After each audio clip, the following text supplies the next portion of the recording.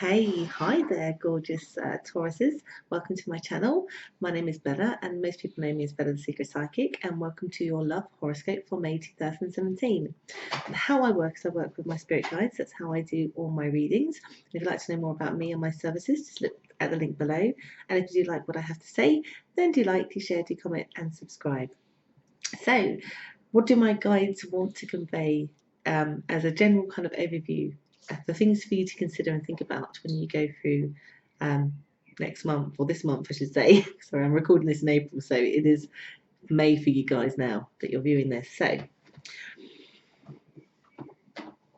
wow, okay, so my guides are making me feel, because we just had this Mercury retrograde that gets us sometimes to really magnify what irritates us about other people. And it feels to me that some of you are starting May, because the retrograde does last until the 3rd of May, with some of that kind of lingering energy, and some of it on yourself and not necessarily on somebody else. Like there's a bit of self-berating going on. And there's something else also, I'm going to get to it, but it's been shown like this. It's been shown that you are unhappy with the direction of where your love life is going, no matter if you're single, in a relationship, you're just not feeling great about it. Like it could be better, a whole lot better.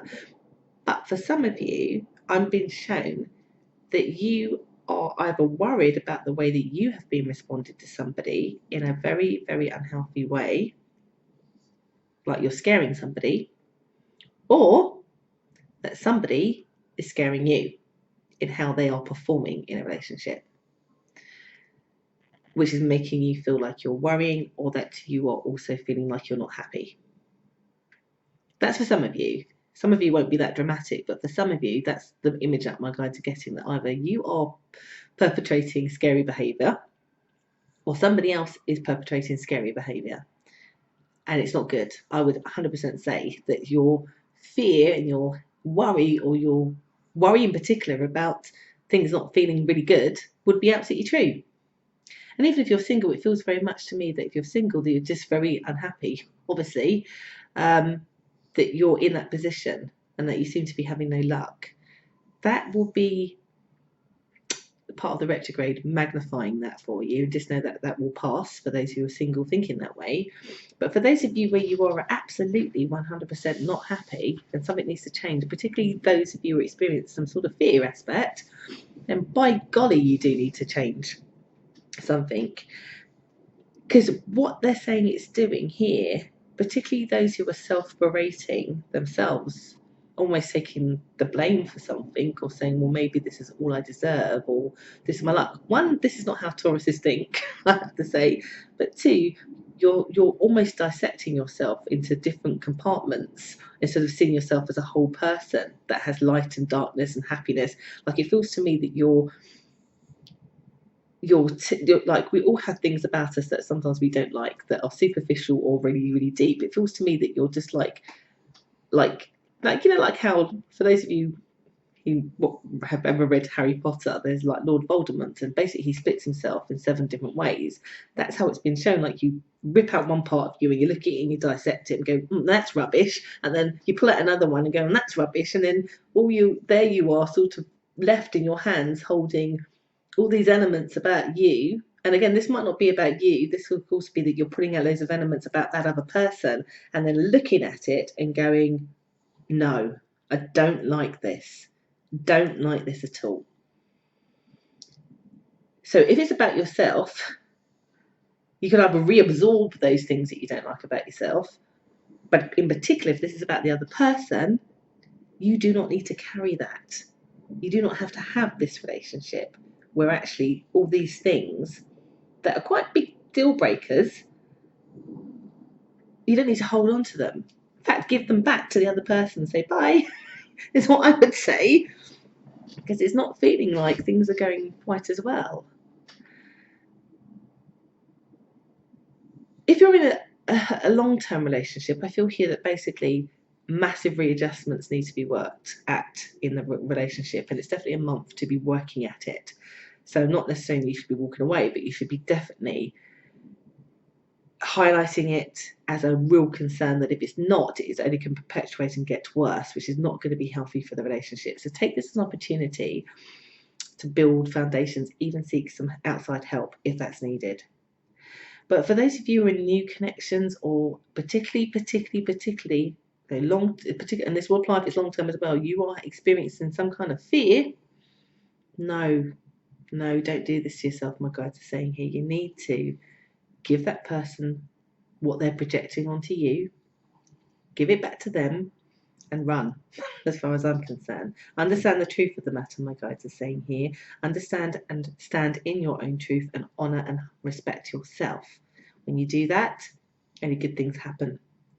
You will fly, you will glide, you'll be victorious.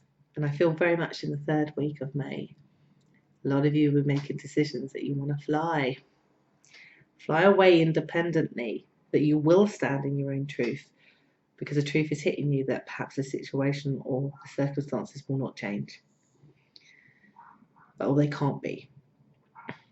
And where you're in a long-term relationship where something does need to change and that fear aspect doesn't apply, then the truth is very much kind of thrashed out in order to help that relationship thrive and fly the way that it should do. Because if not, you will fly, basically.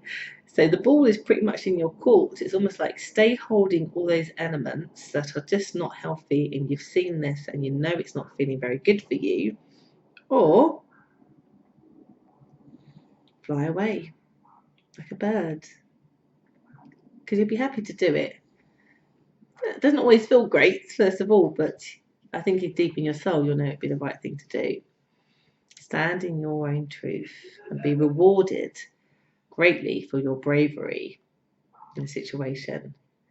I think for some of you, though, particularly where there is that fear aspect, which is quite unusual for me to see when I do readings in this very general way, but it's coming out quite strong,